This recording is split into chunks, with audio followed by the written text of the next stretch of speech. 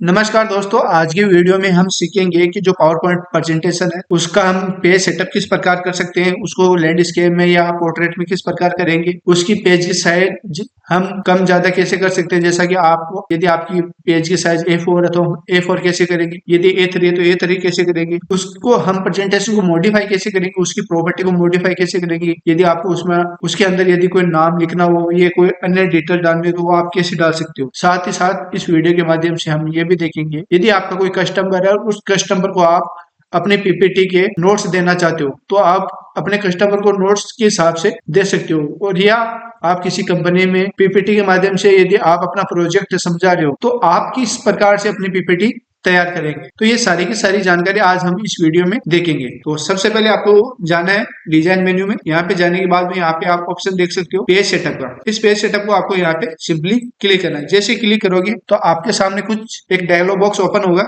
जिसमें आप देख सकते हो कि यहाँ पे लैंडस्केप और पोर्ट्रेट का ऑप्शन आ रहा है। जैसा कि आपका यदि प्रिंटर है और प्रिंटर में यदि आपने A4 का पेज डाल रखा है तो आप यहाँ से सिंपली A4 पेज पे आपको क्लिक करना है। A4 पेज पे क्लिक करने के बाद में आपको यहाँ पे ओके कर देना है। जैसे ओके करोगे तो आप देख सकते हो कि हमारे पेज की साइज कुछ बड़ी हो गई है। यदि मान के चलिए आपकी जो प्रिंटर है उस प्रिंटर की पेज की साइज है वो A3 है तो आप यहाँ से A3 भी सिलेक्ट कर सकते हैं। जैसा यहाँ पे A4 लिखा हुआ आ रहा है और A4 के ऊपर ही A3 का ऑप्शन आ रहा है। जैसे आप A3 पे क्लिक करोगे और ओके करोगे तो आपकी पेज की साइज यहाँ से कुछ छोटी हो जाएगी। इसके बाद में हम देखेंगे कि इस पेज को हम यदि पोर्ट्रेट में देखना चाहिए तो किस प्रकार देख सकते हैं। तो उसके लिए आपको वापस पेज सेटअप पे जाना है।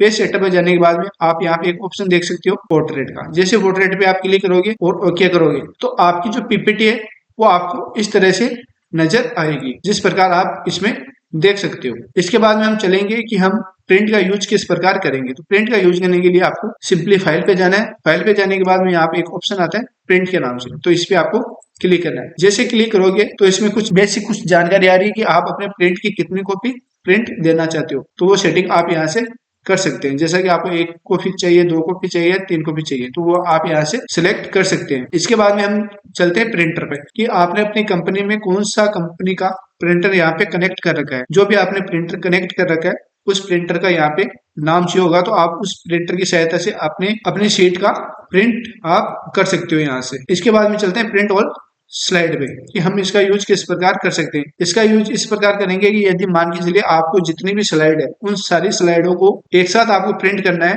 तो आप प्रिंट ऑल स्लाइड का यूज कर सकते हैं। और यदि मान के चलिए जो भी आपने स्लाइड सेलेक्ट कर रखी है उसी स्लाइड का आपको प्रिंट करना है तो उसके लिए आपको प्रिंट सिलेक्शन का आपको यूज करना है। जैसे आप प्रिंट सिलेक्शन पर यूज करोगे तो आपने जो स्लाइड सिलेक्ट की है उसी स्लाइड का प्रिंट यहाँ से आपका निकलेगा। उसके बाद में ऑप्शन आता है प्रिंट करंट स्लाइड कि आपने कौन सी स्लाइड अभी ओपन कर रखी है। जो भी आपने स्लाइड ओपन कर रखी है उस स्लाइड का यदि आपको प्रिंट देना है तो उसके लिए आप इसका यूज कर सकते हो। उसके बाद में कस्टम रेंज का मतलब ये होता है कि आपकी स्लाइड में जितने भी पेज है उनमें से आप कौन कौन से पेज की यहाँ पे कौन से पेज को आप यहाँ पे प्रिंट करना चाहते हो। तो उसके लिए आपको क्या करना है, यदि मान के चलिए आपको 1, 3, 5 और 7 का आपको प्रिंट करना है तो कैसे करोगे। तो उसके लिए आपको यहाँ पे करना है 1, 3, 5, 7। जैसे आप ये टाइप करोगे तो आपके पेज जो भी आपकी शीट है, जो भी आपकी पीपीटी आपने तैयार की है तो उसमें जो भी ये पेज है उन्हीं पेज का यहाँ पे प्रिंट निकलेगा। और यदि मान के चलिए आपको 1 से लेकर 9 तक का प्रिंट निकालना तो उसके लिए 1.9।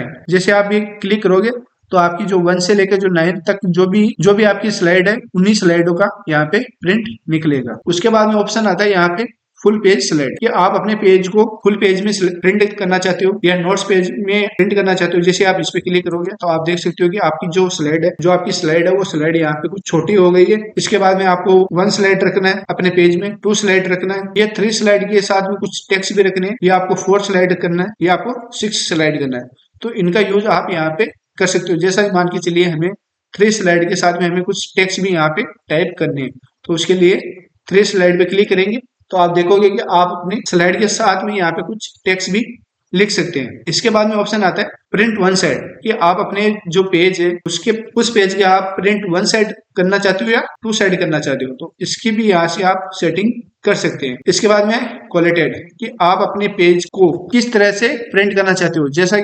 जैसा मान के चलिए आपकी जो स्लाइड है, जो भी आपकी शीट है, उसमें 9 पेज है। उन 9 पेज को आप 1 2 3 4 5 6 7 8 9 इस तरह से आप प्रिंट करना चाहते हो, या आपकी जो फर्स्ट पेज है उसके 9 प्रिंट पहले, सेकंड पेज की 9 प्रिंट उसके बाद में, या थर्ड पेज की प्रिंट उसके बाद में करना चाहते हो, तो वो सेटिंग भी आप यहाँ से कर सकते हैं। इसके बाद में वापस आ जाता है पोर्ट्रेट और लैंडस्केप का। इससे आप अपने पेज की पोर्ट्रेट और यहाँ पे लैंडस्केप आप सेट कर सकते हो। उसके बाद में नीचे आता है कलर का ऑप्शन, कि आप अपने स्लाइड को कौन से कलर में देखना चाहते हो। यहाँ कलरफुल में देखना चाहते हो, ग्रे स्केल में देखना चाहते हो, ग्रे स्केल में इस प्रकार से आपको नजर आएगा, या आप ब्लैक एंड व्हाइट में देखना चाहते हो। जैसे ब्लैक एंड व्हाइट पे क्लिक करोगे तो आपका पेज इस तरह से आपको नजर आएगा। इसके बाद में हम देखेंगे कि यदि आप अपने स्टूडेंट को या आप अपने कस्टमर को आप ये पीपीटी देना चाहते हो तो आप किस प्रकार से दे सकते हो। जैसे मान के चलो आपने कुछ इसमें इस स्लाइड के अंदर कुछ एनिमेशन का आपने यूज किया है, लेकिन वो आपके सिस्टम में तो एनिमेशन काम कर रहे हैं, ठीक है, लेकिन आप अपने फ्रेंड को या अपने कस्टमर को